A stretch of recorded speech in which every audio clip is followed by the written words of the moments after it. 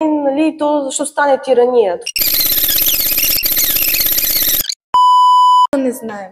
А и ако имаш правилния подход към човека, защото вие сте изключително отдадена, аз не го казвам така просто да си проветрявам устата. Напротив, вие имате огромно желание и това хората ги хваща. Те хората просто, нали, рефлексно са свикнали да са на една енергия с хората в стаята. И мисля, че точно това е хубавото на нашето училище, защото има много мотивирани учители. И аз така смятам. Значи съм го забелязвала през първите години, като станах учител, как ако съм уморена и просто се опитвам, нали, да довърша урока, виждам, че има пълно неразбиране и в момента си който си кажа, трябва да вложа някаква енергия, трябва да подходя по друг начин. В момента, в който променя енергията, изведнъж започва да се вдига ръка, започва да се задават въпроси. Задължително енергията се споделя по този начин. Напълно си права. И да, понякога ние възрастните сме уморени и си казваме, това ще мине сега, тук имам още малко, ще го изкарам. Но всъщност това е голямо значение за децата да не е така.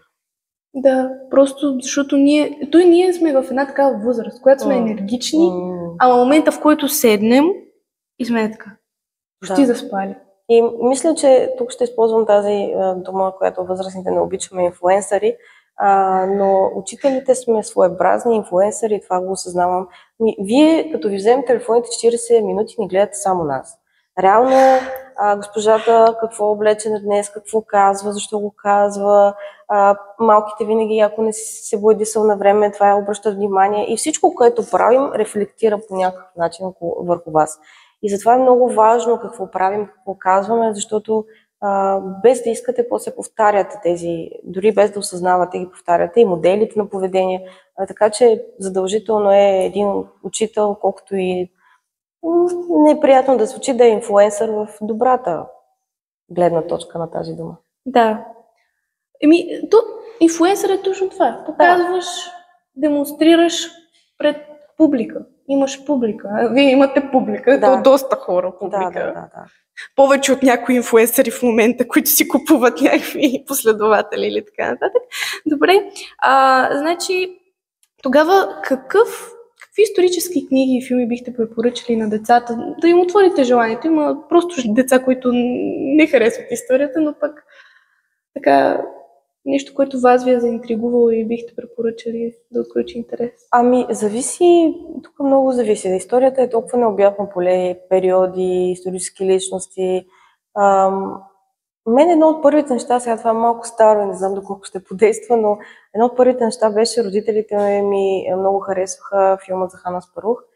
И аз много го харесвам. Да. И аз от тогава изпитвам огромна любов към българската история, която после прерасна към световната история, но това беше едно от първите неща, които си спомням, че ми направи огромно впечатление. Беше много хубав и все още смятам, че един от най-хубавите български исторически филми. Иначе дори не мога да дам всички примери за исторически епохи. Имате ли си топ филми? Топ филми исторически... Сложно. Сложничко и книга. Аз обичам исторически романи, обичам исторически книги. Може би в последно време много ми харесаха биографиите на Наполеон. Попаднах на доста добри, така че той е една невероятна личност и която е биография да вземете на Наполеон. Той е изключително... Въобще как живота му минава през различни препятствия и как трябва да се справи с това да поеме грижата за цялото си семейство и да отиде едно напълно непознато място, каквото е Франция за него, защото той е от Корсика, да му се подиграват заради акцента и много е вдъхновяващ. Наполеон е много вдъхновяващ и той променя историята на Европа и въобще начинът, по който европейците живеят. Така че в която има и в момента на Александър Стоянов, на един български следовател, има биография на Наполеон. Има и по-стари биографии от началото на 20 век, в която и да попаднете, мисля, че са страхотни. Да, Наполеон наистина е забележителна личност. Интересното е, че повечето хора знаят само за Наполеон, че е нисък. Това е просто мит. Това е мит, който опитват се по това време англичаните да го принизят като личност и в английската преса започват да излизат такива смешки за неговия ръст, но той е чисто просто пропагандно, за да намалят влиянието му и върху Европа. Но няма нищо общо, той е напълно с нормалната височина за епохата. Да. Сега ми е интересно, вие гледахте ли филма за Наполеон? Не, все още не съм успяла. Защото някои хора казаха, че е зле. Ами французите казаха, че е зле, но за тях всичко е зле. Така че но ми предстои, нямам търпение, но просто не съм стигнала. Аз не съм гледала още, просто, нали знаете, инфлуенсър тук е много голям. Да. И просто, разбирате ли, всички казаха, боже, това изобщо няма нищо общо с историята и бил много засегнал личния му живот, някакви такива неща. Ами той има интересен личен живот, може би е друга гледна точка. Не винаги трябва да е. Това е нещо, което в България се сблъскваме с българското кино, когато се опитва да правят исторически филми, че ако има някаква промяна, всички казват, то не е така в историята, не може. А пък ти много добре знаеш, например, корейските исторически драми, ами те нямат нищо общо с историята. Да. Какво влияние обаче имат върху това как се разпространява корейската култура? Всички гледат исторически корейски драми, никой не казва, няма нищо общо с историята. Напротив, това е плюс политиката на Корея за разпространение на корейската култура. И аз мисля, че е много, много умно, че там никой не се прави на свръхисторик, за да... Някога човек има нужда от някаква по-романтична версия на това и няма нищо лошо. Да сочи с пръст, но това не се е случило така. Да. Но то сухото съдържание не продава. Сега никой няма да гледа битките на Наполеон, все едно са направени в История БГ и да дава 15 лева. Може да си отвори История БГ. Да. Крайна сметка. Което е много хубаво предаване. Точно така, аз много го уважавам. Ние много го уважаваме. Да. Така, добре. Имате ли... Всъщност, следващия въпрос е малко може и да се препокрие, но според някоя историческа личност, според вас, която да демонстрира изключителни лидерски качества. Можете ли да кажете Наполеон или някоя друга, според вас, която би трябвало да дава и пример за... Много такива има. Дамите в историята са изключително добре представени. За наше щастие в момента имаме много по-голям достъп до данни, които ни дават примери от историята с жените, като историята предимно се е пишала от мъже и това е напълно нормално. Но сега имаме повече сведения за такива личности, но задължително бих дала като пример Васил Левски и Христо Ботев. Колкото и да се повтарям, даже смятам, че ние не говорим достатъчно за тях, защото повечето пъти, това съм ви го казвала, говорим за тях като икони, а аз не искам те да са икони, не искам да ги поставяме на пиедестал, а искам те да са пример, че за всеки човек е възможно да направи огромни неща. Защото да си сам в тази империя, да нямаш никакви права в тази империя и въпреки това да постигнеш толкова много, означава, че човек може да премине през невероятни изпитания и да постигне много. И те са личности, които винаги ми се иска когато учим с тях, да обръщаме внимание на личния им живот, на това какво са преживели, за да видите примера в тях, а не просто иконата. И винаги бих давала Христо Ботев и Васил Левски за пример за успял човек. Да, хората просто не осъзнават, че един човек е обиколил 3 пъти България, е създал цяла революционна система от комитети. Обаче в крайна сметка всеки един от нас може да се справи. И то мисля, че това е проблема някак. Всеки дет се оплаква, боже, тая държава за нищо не става, не знам си какво. Ама никой не си дига пръста. Този, който го казва, точно той нищо не прави. Трудно е да поемеш отговорност. Това е истината. Трудно е да поемеш отговорност и да не се превърнеш в злодея, защото знаете и колко хора не са харесвали Левски и начините му. В крайна сметка той е убит от българин. Наръгане. Там той убива българин, след това го предават българи. Не е лесно да си в тази роля. Не е удобна роля, но трябва да можеш да поемеш отговорност и смелостта да се опълчиш срещу останалите. Ботев, знаете колко голяма нетърпимост имал към тези, които си седят вкъщи и нищо не правят. И не е лесно да излезеш срещу своите. Не е лесно. Но когато мрънкаш, просто имаш обяснение. Гадно, защото е гадно и аз какво мога да направя. Да, а пък тия да правят нещо са наречени радикалисти или нещо такова, което в крайна сметка, ако искаш промяна, трябва да си радикален. Да, определено. Просто трябва да поемеш отговорност. А това е страшно. Да. И то, в крайна сметка, не можеш да си сам. Трябва да има и хора с теб.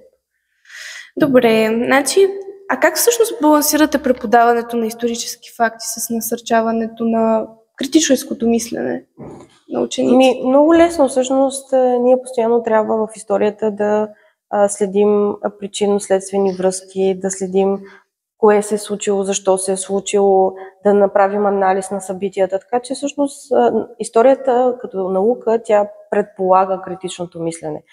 Много често историята е така покрита от един пласт политика, особено в по-модерно време. Така че трябва да можем да намираме правилната гледна точка. И винаги знаем, че всяка случка тя има две гледни точки. За едните това е революционен акт, който е свързан с свободата, за другите е терористичен акт, който е свързан с нарушаването на закона. Винаги трябва да намерим тази среда в историята, така че тя предполага именно критично мислене. А когато приемаме нещата просто като те са така, защото са така и няма никакъв анализ, тогава сме склонни да попадаме в мрежите на различни тирани. Да. Вие мислите ли реално, че преди, в образованието, историята е могло да се влага критично мислене? Зависи за кои периоди говорим. Ако имаме... Да кажем, преди 10, 15, даже 20 години, защото някак аз просто забелязвам как ние вярваме. Възрастните хора вярват само на новините. И това мисля, че също се отразява.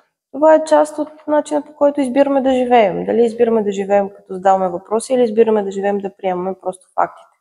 Да задаваш въпроси означава да полагаш усилия, да поемеш отговорност за отговорите, дали ще ги харесаш. Защото, честно казвам, повечето пъти не ни харесват отговорите. Да, но просто не знам, някак имам чувство, че просто последните години някак влязва тенденцията реално да ни накарат в училище да мислим, а не просто да назубряме. Това е част от демократичната система, в крайна сметка. Ние трябва да създадем отговорни мислещи граждани и е част от цялата система, която има в България последните 30 и колко години. Да, и като цяло просто не мога да ми кажат, че преди едно време е било по-добре, защото постоянно сме учили и такова, ама в крайна сметка пак питаш майка ми и баща ми за някакви факти по химия, факти по биология, те всичко са забравили. Ние няма да ви направим тук научни работници. Аз това го повтарям винаги. Няма да запомните в 5-ти клас преди Христа година, в която управлявал Перикъл или Едиси. Какво няма да се случи. Не, това е целта. Целта е да ви дадем някаква основа, базова факти, които вие да насложите и след това да можете да направите това критично мислене. Никой, естествено, след училище не си спомня формулите по математика, освен ако не продължи с това, или формулите по химия. И това е напълно нормално.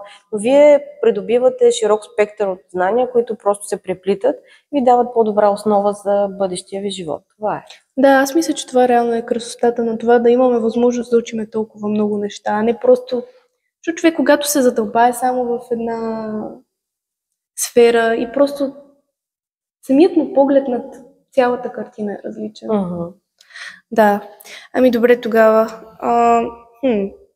Ако можехте да пътувате назад във времето, в кой исторически период бихте попаднали? Бих казал, че предпочитам да си живея в тази епоха, защото е хубава епоха. Всеки историк знае, че няма по-хубава епоха от сегашната. Винаги съм се изненадвала на хора, които казват, по времето на цар Симеон би било страхотно. Ако си цар Симеон, може би, и пак не е толкова, но пък бих искала да видя Римската империя. Това е нещо, което наистина ми е много интересно, но не бих живяла в Римската империя. Бих искала да се върна. Да, така за един ден. Просто да видите. Да, един ден става, но много бих искала да видя Римската империя. Това е един период от човешката история, който една империя владее почти целия свят и по забележителен начин хората се приобщават към нея и нямат желание, например сега виждаме такова разпадане малко на Европейския съюз, който се опитва да налага еднакви ценности и виждания и това кара някои страни да се отдръпнат, докато Римската империя успява да подкупи с пишността си, с културата си и хората сами да имат желание да са част от Римската империя. Естествено и с война, но пак с романа е именно това завладяване на света и налагане на модела на Рим. И много бих искала да го видя. Да, то просто изглежда впечатляващо. Но вие не мислите ли, че просто е защото тогава не е имало нещо като национализъм. Ами да, национализма не е свършил много добри неща в предишните епохи. Няколко световни войни е имало. Определено ние имаме нужда от тези елементи, които ни карат да се чувстваме част от дадена общност и имаме нужда от идеята за национализъм. Той е направил и добри неща. Създал е българската държава. Ние сме се отделили като самостоятелна. Но зависи дали го ползваме, за да се отделяме.